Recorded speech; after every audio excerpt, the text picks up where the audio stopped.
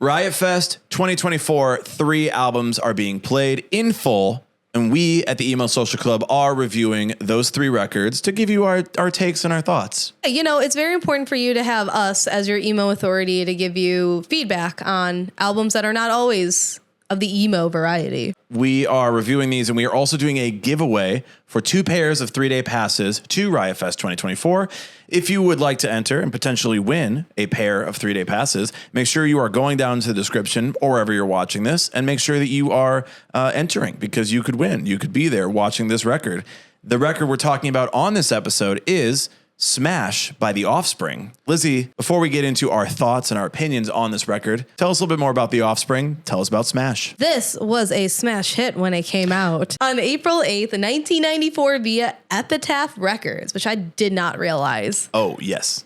The singles off of here were Self-Esteem, Come Out and Play, and Gotta Get Away. This sold 11 million copies worldwide upon release, and this was the best sales weekend for an independent label during that time. This is, I believe, the biggest selling independent release of all time, only beaten out by Fallen by Evanescence. Really? I believe that is true. And I am not going to research. This album has been certified platinum 6 times. Yep. It was recorded in 20 days from January to February 1994, was number 4 on the Billboard 200, and ended up on the Billboard Decades End chart as number 56 of the 1990s. Yep. I think that's so bonkers for a punk album in the mainstream. Yep. This was kind of around the time of Green Day, before Blink-182, but like, you know, there were a lot of like more independent, like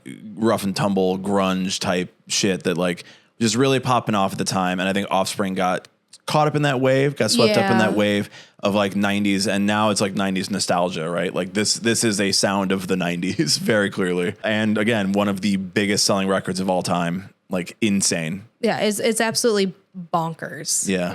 To know a lot of these singles are played pretty frequently and pretty daily in a lot of radio stations still. Yep. And people still pop off to it. Yep.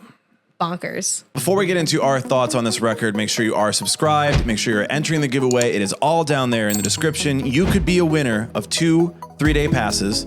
So many numbers in that. Go down there, check it all out, check all the rules, check all the information, enter and subscribe and like. We have a bunch more album reviews. We got all 3 of the ones being played at Riot Fest. We also have a bunch from when we were young that we are doing throughout the rest of this year and more afterwards. So subscribe, do it, get down there. Yeah, don't be a coward. Click the button. Here are my thoughts on Smash by The Offspring. You can't not know some of the songs from this album. Yeah.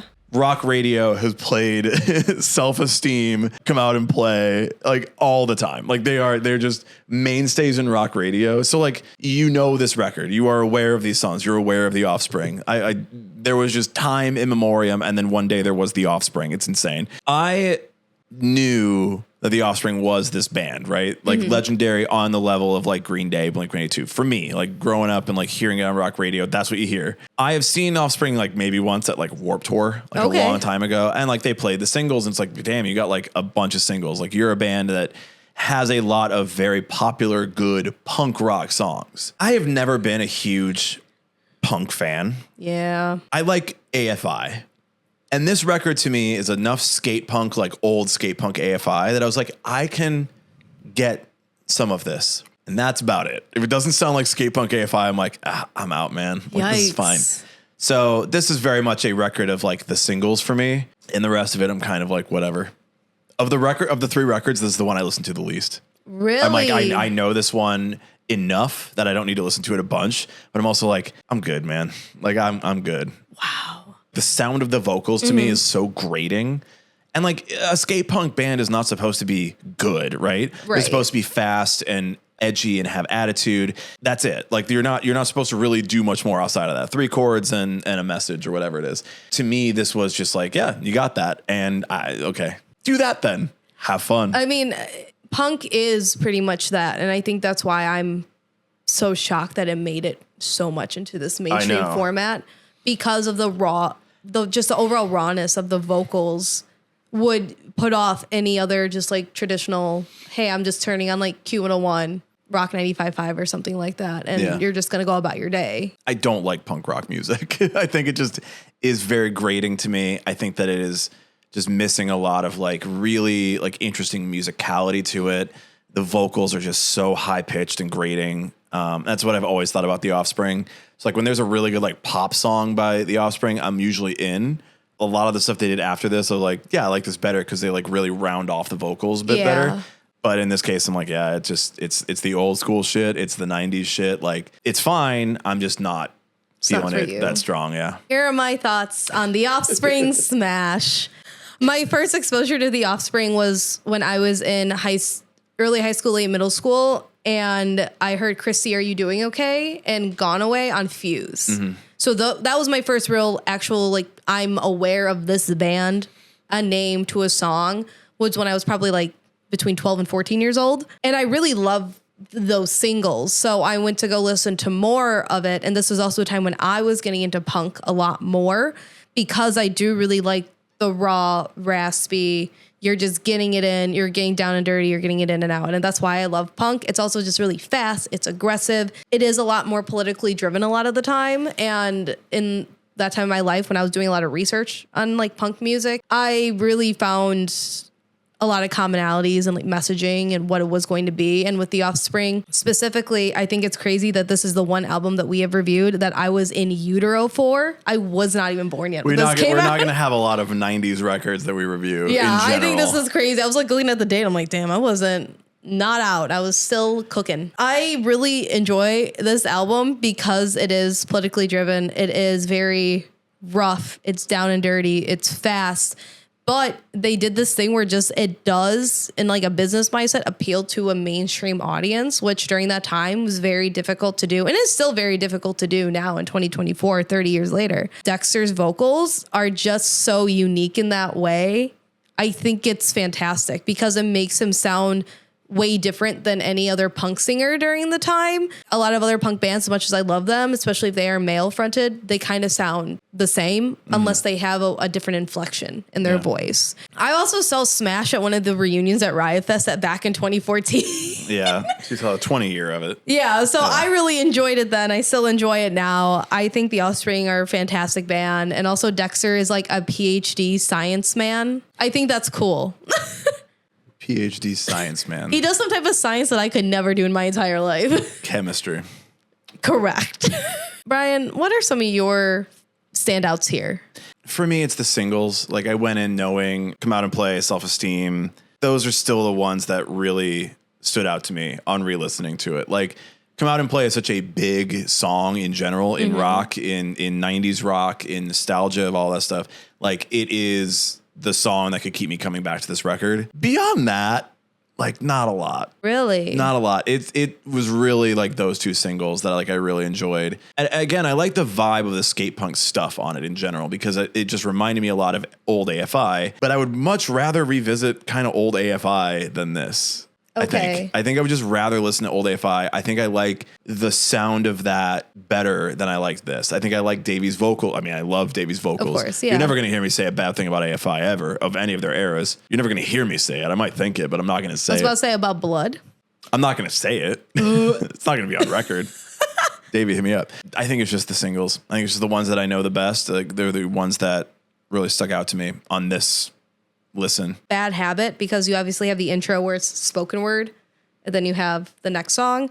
I think this really gives you an idea of what to expect sonically from the album.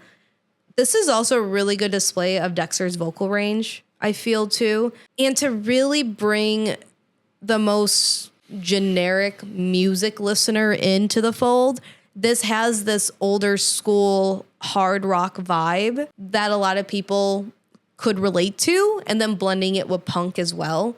So you kind of bring it all into this amalgamation of this new sound of what rock was during that time. So it makes it more digestible for the everyday radio rock listener. Bad Habit. You should never have The Offspring sing without a lot of instrumentation going on behind it, because it's not good. That's and a it's part starting of off punk. that song. It's not good. Doesn't sound good. It sounds great. I'm sorry. Bad Habit was like my least favorite. Really? It's the best part of it is when it's doing the like goddamn motherfucker. Like, that's great. Do that. I enjoyed that part of it, and that's it. The rest of it just sounded like really not good to me. I didn't like the lyrics and like just, oh, he's got a gun, he's gonna use it. It's like, come on. Do you have any other songs that you did like? No. Damn, well, I do. Something to Believe In was really great. This song sounds very close to what their later albums sound like that were probably more attainable to you that you did like. Yeah. This was where you can kind of see where maybe they were testing waters for a new jumping off point later on. And then I think the speed riff in the beginning too is really fun. I did really enjoy that. I also like that it was kind of catchy with the chorus and the I think that is really fun. It's a really fun song for that reason too. The other song that I did really like was Genocide. Nice little bass opener. I love that.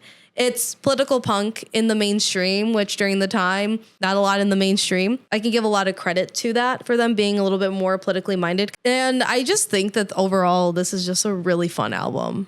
If you're into punk or you were somebody who was trying to get introduced to punk from a different area of alt rock that was a little bit more melodic. We already know how you feel about punk and this album in general. But what is the spiciest take you have right now, bestie? I mean, yeah, Bad Habit sucks. I really the vocals just cannot be without instrumentation behind it. That's just my thought on it. I am aware that this is a political record. Yeah. But I would also say in a lot of the cases when somebody is speaking about politics, it's very surface level to make a song out of it. And it's not really going very deep. So when I heard Genocide, I was like, what message are you trying to instill? What are you trying to do? And I think a lot of the times it's like, we are speaking on this thing. We are aware of this thing, but we are essentially teenagers and our understanding of it can only be so deep. Our time on this earth has been so short that I don't have a lot of experience or knowledge on this issue.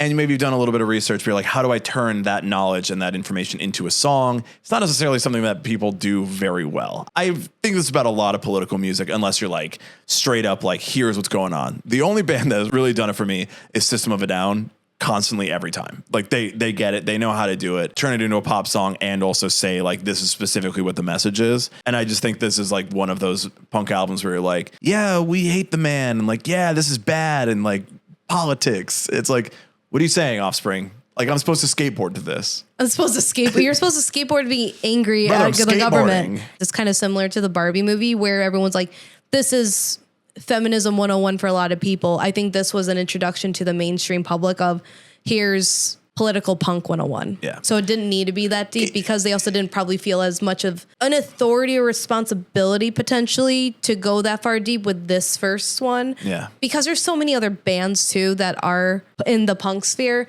deeply, deeply political and will be so much more outspoken about it that maybe they felt that they didn't want to be that risky, especially with this being kind of like their really big one. This record sold out the basis of come out and play. At the time, you're not buying a record for every song on it. You're buying the record for the one song on it. It's like, we can kind of throw whatever else we want on here. It doesn't matter. Do you have any spicy takes? No, I think this is a great album. All and right. Brian hates punk music. All right. Yeah, I don't care. Lame. I don't care. Write a fourth chord. Those are our thoughts on the Offspring smash. But we have one more question to answer. Would we recommend seeing this record in full at When You're Young 2024? Surprisingly, yeah, like it's the Offspring, it's 30-year anniversary. Come Out and Play is a phenomenally huge song. Like, yeah, I think it's worth seeing it. I'm not going to enjoy most of it. I will probably come a little bit later since Come Out and Play is a little bit later in the set list. And then I'll catch it when it comes up and then I'll be like, cool, well, I'll go hit up another stage because this is fine. All right. Dexter's vocals, man, just You don't, I mean, I know you don't like that type of music to begin with, so I don't know why I'm that shocked by it. Yeah, it's just not for me. Yeah, I get it. I can't skateboard to it. You can't skateboard, period, Brian. You don't know what I can do. I hit the half pipe. Do you even know what that means? I'm doing a grindy thing. It was good the first time for the 20-year album play, and it'll be probably great for the 30-year album play, too. So I'll see you there. I'll see Brian in the back, probably. Last time I was in a mud pit, so I would like not to be in a mud pit again. Yeah, that probably won't happen this year. Yeah, you know. Fingers crossed. It was rainy, you know. We're punks. It's just how it be. Punk rock is when bad thing happen, it's okay, actually. Punk rock is 3 chords into acceptance. Those are our thoughts. What did you think? Let us know in the comments. Subscribe to get all of our album reviews. We have all 3 of them out now. All 3 Riot Fest albums are out. You can also listen to this as an audio version as a podcast if you subscribe to that. All the links are down below, including our giveaway for 2 pairs of 3-day passes to Riot Fest 2024. Let us know if you win. We'll let you know if you win, and then you let us know if you won because you'll comment on it. But until Riot Fest, until The Offspring, and until Smash, we will see you there.